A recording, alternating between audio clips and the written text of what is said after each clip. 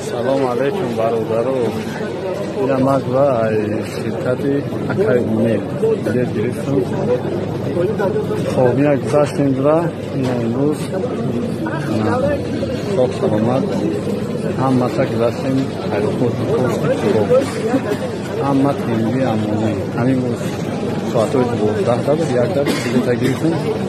این ساعت 22 و 45 عملیات می‌کنم. خانوت با خدا رحمت کلون اکای امید. در وقت حیض قرآن را با دست پوشک قپیده خوانی گناه است، ولی گناه گپ در سر قپیدنش نمی رود. در حالت حیض، در حالت جنابت، در حالت بی‌طهارتی ما دستکشک قطعا قرآن قپیده نمیتونیم.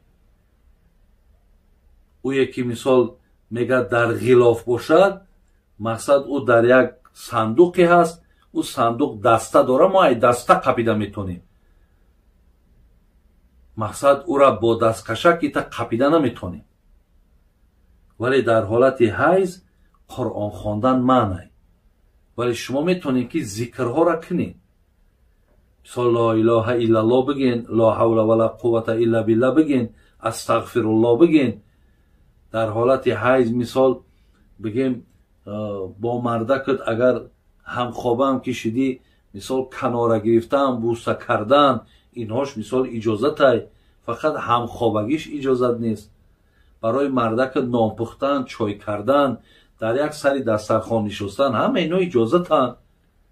فقط برای آدمی در حالت حیض بودگی، یعنی قرآن نمیخونه، نماز نمیخونه، روزه نمیگیره، با شوهرش همخوابگی نمیکنه.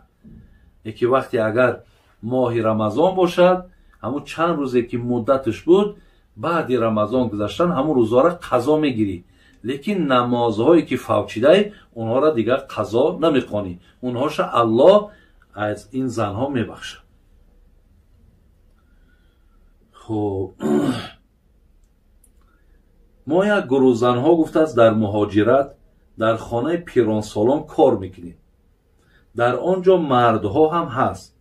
ما آنها را میشوییم، میخورانیم، از مجبوری کار میکنیم. آیا این کار ما گناه هست؟ اگه هر چیزی که خواهرها و مادرها از روی مجبوری کشید و گناه نمیشه.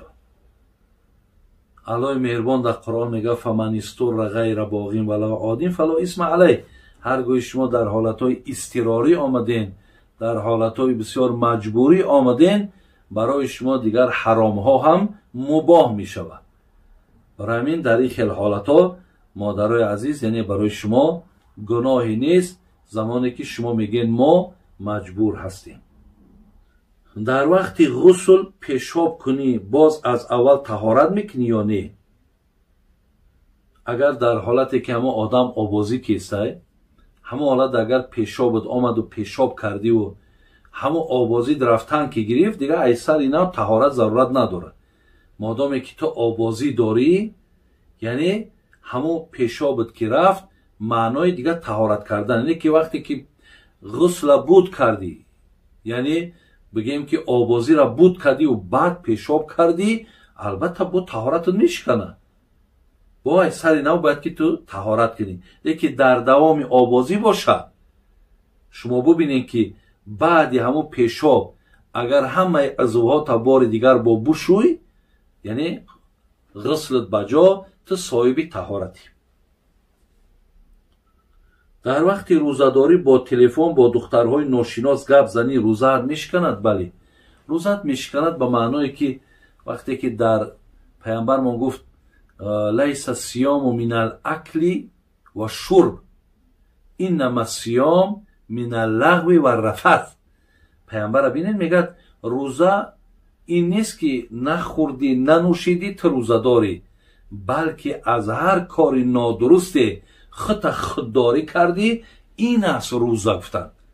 برای همین تو روزی دراز تشنه و گرسنه او، لیکن ای ثواب روزه دار چیزی به تو نمیرسد. یا او فضل را که روزه دار در روز قیامت داره تو از اوش محرومی. این روزه برای یک ماه ما را تربیه کردن، این برای اونا آمده است که من روزی دراز روزه دارم و همیشه کارم بعد به حرامو با روزه را که کشادم با مثال بدبختی ها کردن بگیرم او روزه نیست برادر عزیز.